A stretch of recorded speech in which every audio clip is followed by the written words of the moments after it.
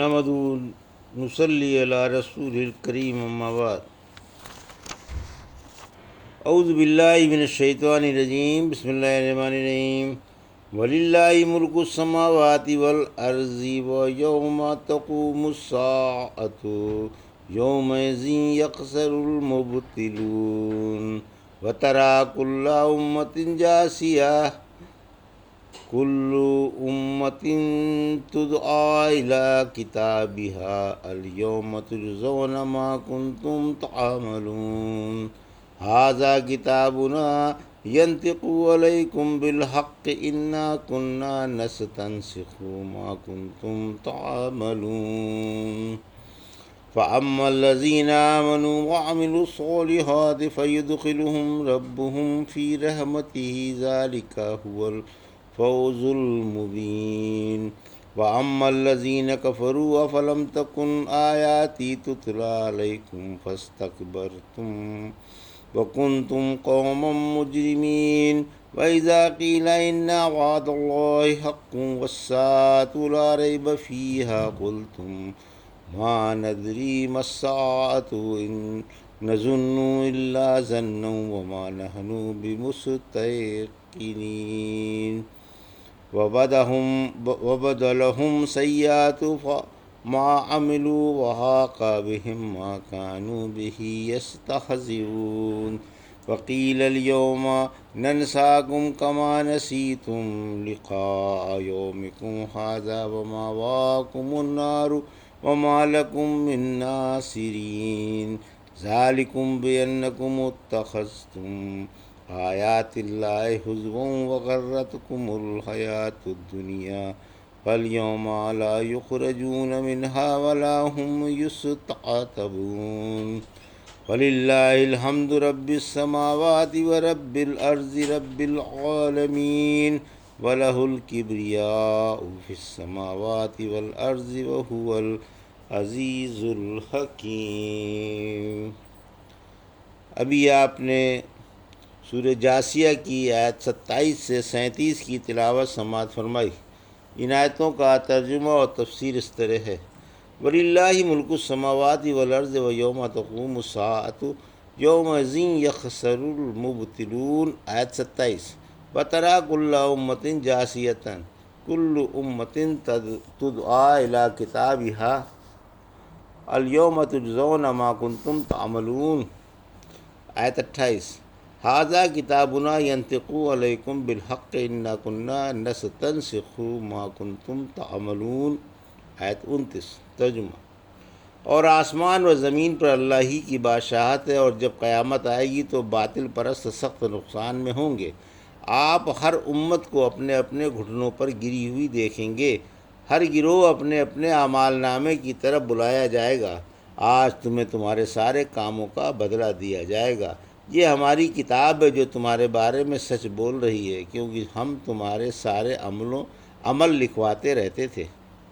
یہ تھا ترجمہ سورہ جاثیہ کی آیت 27 سے 29 کا۔ تفسیر: آیت 27: رسولوں کو نہ ماننے والے سخت نقصان اٹھائیں گے، یعنی اللہ کائنات کا ازلی اور ابدی بادشاہ ہے، اور رسولوں اور کتابوں کو نہ ماننے والے قیامت کے دن بڑا سخت نقصان اٹھائیں گے۔ ایک دفعہ سفیان ثوری مدینہ منورہ آئے۔ آپ کو معلوم ہوا کہ معافری ایک ظریف طبع آدمی ہیں جو اپنی شگفتہ باتوں سے لوگوں کو ہنساتے رہتے ہیں۔ آپ نے انہیں بلا کر فرمایا، کیا تمہیں معلوم نہیں کہ ایک دن ایسا آنے والا ہے جس دن اہل باطل نقصان اٹھائیں گے؟ معافری کے دل پر اس نصیحت کا ایسا اثر ہوا جسے وہ آخری سانس تک نہ بھولے۔ قیامت کی ہولناکیاں۔ آیت 28: وہ ایسا دہشت انگیز دن ہوگا کہ سب کے چھکے چھوٹ جائیں گے اور لوگ گھٹنوں کے بل گر جائیں گے، جب جہنم گھسیٹ کر میدان محشر میں لائی جائے گی اور وہ ایک انگڑائی لے گی تو لوگ گھٹنوں کے بل گر پڑیں گے۔ اس وقت خلیل اللہ اور روح اللہ بھی نفسی نفسی پکار رہے ہوں گے، صاف فرما دیں گے کہ بار الہ آج ہم تجھ سے باز اپنی سلامتی کے اور کچھ نہیں مانگتے۔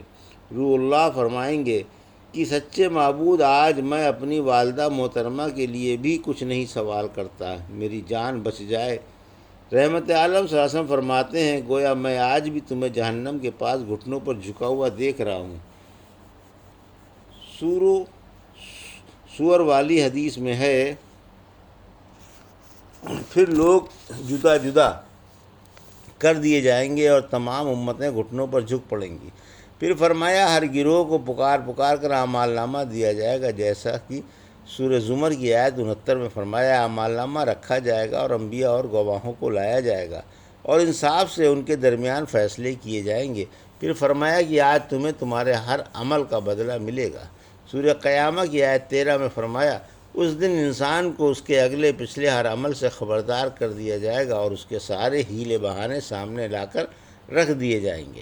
آیت 29 اعمال ناموں کا بیان، یعنی یہ اعمال نامہ جسے ہم نے اپنے حکم سے اپنے امین و صادق فرشتوں سے لکھوایا ہے، تمہارے عمل ٹھیک ٹھیک تمہارے سامنے پیش کرنے کے لیے کافی ہے۔ سورہ کہف کی آیت 49 میں فرمایا اعمال نامہ سامنے لا کر رکھ دیا جائے گا، آپ گنہگاروں کو اس سے ڈرتا ہوا دیکھیں گے، وہ کہہ رہے ہوں گے کہ ہائے ہائے ہماری بدبختی، اس اعمال نامے میں تو کسی چھوٹے بڑے عمل کو لکھے بغیر چھوڑا ہی نہیں گئی، ایک ایک کر کے سارے عمل لکھے ہوئے ہیں، جو کچھ کیا دھرا تھا سب اپنے سامنے موجود دیکھ لیں گے۔ چونکہ رب کو ظلم پسند نہیں ہے اور انصاف محبوب ہے، اس لیے عدل و انصاف سے یہ اعمال نامہ لکھوائے گئے۔ پھر فرمایا ہم نے بزرگ فرشتوں کو حکم دے دیا تھا کہ وہ برابر تمہارے عمل لکھتے رہیں۔ ابن عباس تعالیٰ فرماتے ہیں انسان کے عمل فرشتے لکھتے ہیں، پھر یہ عمل لے کر آسمان کا رخ کرتے ہیں۔ آسمانی دفتر عمل کے فرشتے یہ عمل لوح محفوظ میں لکھے ہوئے عملوں سے ملاتے ہیں۔ اللہ نے لوح محفوظ میں مخلوق کی پیدائش سے 50,000 سال پہلے اپنے علم کے مطابق انسانوں کے عمل لکھ لیے ہیں۔ جب فرشتے ملاتے ہیں تو ایک حرف کی بھی کمی بیشی نہیں پاتے۔ فَأَمَّا الَّذِينَ آمَنُوا وَعَمِلُوا الصَّالِحَاتِ فَيُدْخِلُهُمْ رَبُّهُمْ فِي رَحْمَتِهِ ذَلِكَ هُوَ الْفَوْزُ الْمُبِينُ۔ آیت 30 وَأَمَّا الَّذِينَ كَفَرُوا أَفَلَمْ تَكُنْ آيَاتِي تُتْلَىٰ عَلَيْكُمْ فَاسْتَكْبَرْتُمْ وَكُنْتُمْ قَوْمًا مُجْرِمِينَ۔ آیت 31 وَإِذَا قِيلَ إِنَّ وَعْدَ اللَّهِ حَقٌّ وَالسَّاعَةُ لَا رَيْبَ فِيهَا قُلْتُم مَّا نَدْرِي مَا السَّاعَةُ إِن نَّظُنُّ إِلَّا ظَنًّا وَمَا نَحْنُ بِمُسْتَيْقِنِينَ۔ آیت 32 وَبَدَا لَهُمْ سَيِّئَاتُ مَا عَمِلُوا وَحَاقَ بِهِم مَّا كَانُوا بِهِ يَسْتَهْزِئُونَ۔ آیت 33 وَقِيلَ الْيَوْمَ نَنسَاكُمْ كَمَا نَسِيتُمْ لِقَاءَ يَوْمِكُمْ هَٰذَا وَمَأْوَاكُمُ النَّارُ وَمَا لَكُم مِّن نَّاصِرِينَ۔ آیت 34 ذَٰلِكُم بِأَنَّكُمُ اتَّخَذْتُمْ آیاتِ اللہِ ہُزُوًا وَغَرَّتْكُمُ الْحَیَاةُ الدُّنْیَا فَالْیَوْمَ لَا یُخْرَجُونَ مِنْہَا وَلَا هُمْ یُسْتَعْتَبُونَ۔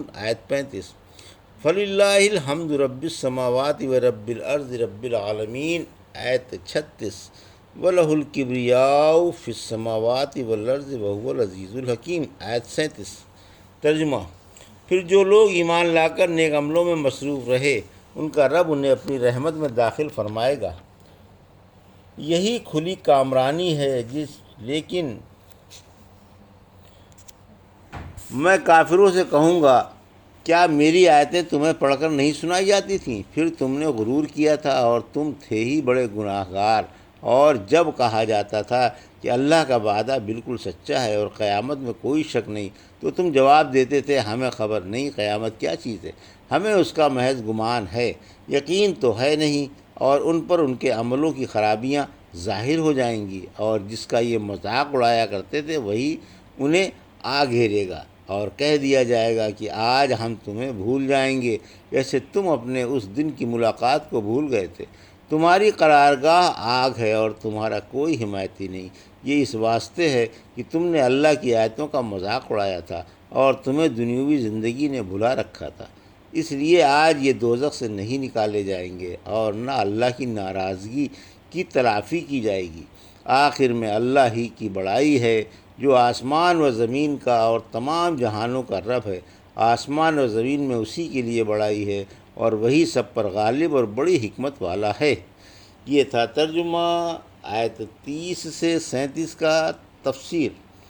مخلصوں کو بشارت۔ آیت 30 اللہ نے ان آیتوں میں اپنے فیصلوں کی خبر دی ہے جو قیامت کے دن انسانوں کے درمیان کیے جائیں گے۔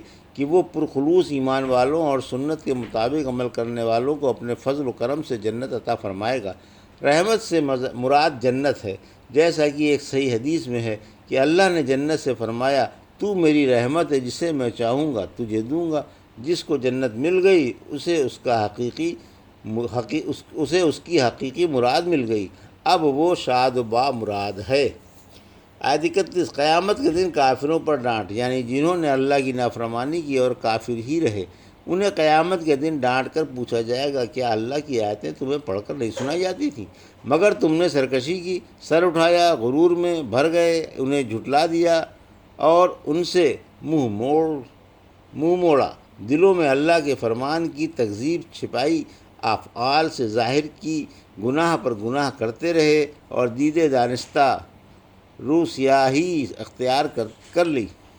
آیت 32، جب اللہ والے تمہیں قیامت کا یقین دلاتے تھے اور سمجھاتے تھے کہ عزیز بھائیو، اللہ کا وعدہ بالکل سچا ہے، قیامت کا آنا برحق ہے، زندگی بعد الموت اور حشر و نشر بالکل سچی باتیں ہیں، تو تم انہیں یہ جواب دے دیتے تھے کہ ہمیں معلوم نہیں قیامت کیا ہے، اگرچہ ہمیں اس بارے میں قدر خیال سا پیدا ہوتا ہے مگر یقین نہیں ہے۔ آیت 33، آج قیامت کے دن ان کی غرور و نفرت کی اور برائیوں کی سزا ظاہر ہو گئی، انہوں نے اپنی آنکھوں سے اپنے کرتوتوں کی سزا دیکھ لی، اور جس عذاب کو مانتے نہ تھے اور مذاق میں اڑایا کرتے تھے، آج اسی عذاب نے انہیں گھیر رکھا ہے۔ آیت 34، ان بدبختوں کو ہر طرح کی خیر و بھلائی سے نا امید کرنے کے لیے صاف صاف کہہ دیا جائے گا کہ جیسے تم نے یہ دن بھلا دیا تھا اور اسے مان کر ہی نہیں دیتے تھے، اسی لیے اس کے لیے تم نے کوئی تیاری ہی نہیں کی تھی، ہم بھی اسی طرح تمہارے ساتھ وہی معاملہ کریں گے جیسے کوئی کسی کو بھول جاتا ہے۔ اب تمہارے ٹھہرنے کی جگہ جہنم ہے اور ساری مخلوق میں سے کوئی بھی تمہارا معاون و مددگار نہیں۔ ایک صحیح حدیث میں ہے کہ اللہ اپنے بعض بندوں سے قیامت کے دن فرمائے گا، کیا میں نے تجھے بیوی بچے نہیں دیے تھے؟ کیا دنیا میں نے تجھ پر طرح طرح کی نعمتیں نہیں اتاری تھیں؟ کیا میں نے اونٹ گھوڑے تیرے مطیع نہیں کر دیے تھے؟ کیا تجھے میں نے اپنے گھروں میں اور حویلیوں میں آزادانہ زندگی بسر کرنے کا موقع نہیں دیا تھا؟ یہ عرض کرے گا کہ یا اللہ، ساری باتیں سچ ہیں، بلا شبہ تیرے یہ انعامات و احسانات مجھ پر تھے۔ اللہ فرمائے گا، آج میں بھی تجھے اسی طرح بھول جاؤں گا جس طرح تو مجھے بھول گیا تھا۔ آیت 35، عذاب کی وجہ، یعنی تمہیں اس وجہ سے یہ عذاب دیے گئے ہیں کہ تم نے اللہ کی آیتوں کا خوب مذاق اڑایا تھا اور تمہیں دنیوی چند روزہ زندگی نے دھوکے میں ڈال رکھا تھا، تم اس پر قطعی مطمئن تھے، آخرت کا دھیان تک نہ تھا اور ایسی غفلت میں ڈوبے ہوئے تھے کہ آج نقصان ہی نقصان میں پڑ گئے۔ اب نہ تو تم جہنم سے آزاد کیے جاؤ گے اور نہ تم سے ہماری ناراضگی ہٹانے کے لیے کوئی عذر طلب کیا جائے گا، یعنی نہ تو عذاب سے چھوٹ سکو گے اور نہ ہماری رضا حاصل کرو گے۔ آج جیسے مومن بلا حساب جنت میں داخل ہوں گے، اسی طرح تم بلا حساب دوزخ میں جاؤ گے اور عذاب میں گرفتار ہو جاؤ گے۔ لاکھ توبہ کرو مگر آج کی توبہ قطعی رائے گاہ ہے۔ آیت 36، یعنی ہر طرح کی بڑائیاں اسی اللہ کے لیے ہیں جو آسمان و زمین کا اور ہر چیز کا مالک و مختار ہے اور تمام کائنات کا مربی ہے۔ آیت 37، اس کی سلطنت و عظمت آسمان و زمین میں ہے، وہ بڑی زبردست عظمت و بزرگی والا ہے، ہر چیز اس کے مقابلے میں پست ہے، سب اسی کے محتاج و فقیر ہیں۔ ایک حدیث قدسی میں ہے، عظمت میرا تہمت اور کبریائی میری چادر ہے، جو کوئی ان میں سے کسی کو مجھ سے لینا چاہے گا میں اسے جہنم میں جھونک دوں گا، یعنی بڑائی اور تکبر والا جہنمی ہے۔ اللہ غالب ہے، کبھی کوئی اس پر غالب نہیں آ سکتا، نہ اس پر کوئی چونچ و چرا کر سکتا ہے۔ وہ حکیم ہے، اس کی کوئی بات حکمت سے خالی نہیں، وہی بلند و برتر ہے، اس کے سوا کوئی حقدار عبادت نہیں۔ الحمدللہ، سورہ جاثیہ کی تفسیر مکمل ہوئی۔ رب العالمین اسے قبول فرما کر ذخیرہ آخرت بنائے، آمین۔ یہ تھا سورہ جاثیہ کی آیت 27 سے 37 کا ترجمہ اور تفسیر جو بھی آپ نے سماعت فرمائی۔ بارک اللہ لی و لکم فی القرآن الحکیم و نفعنی وایاکم بآیات الذکر الحکیم۔